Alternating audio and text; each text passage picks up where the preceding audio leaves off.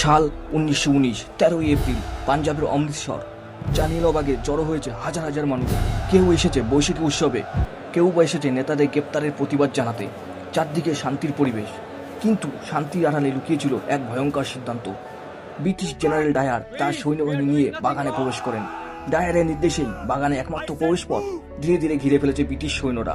মানুষ তখনও কিছুই বুঝতে পারেনি। হঠাৎ দেখা যায় সব পথ বন্ধ, পালানোর কোনো সুযোগ নেই। ভয় ছড়িয়ে পড়ে চারদিকে। কোনো সতর্কতা ছাড়াই শুরু হয় গুলি। নিরস্ত মানুষের উপর নির্মম হামলা। শিশু, নারী, কেউ রেহাই পায়নি। মানুষ দৌড়াচ্ছে, কেউ দেওয়ালে উঠতে চাইছে, অনেকে বাঁচার আশায় পাতকুয়ায় ঝাঁপ দিচ্ছে। চারদিকে শুধু গুলি আর মৃত্যু। টানা 10 মিনিট ধরে প্রায় 1650 রাউন্ড গুলি চালানো হয়। তারপর গুলির শব্দ থেমে যায়। মাটিতে পড়ে থাকে শত শত দেহ। পুরো বাগান ভরে যায় রক্তে। নেমে আসে ভয়ঙ্কর নীরবতা।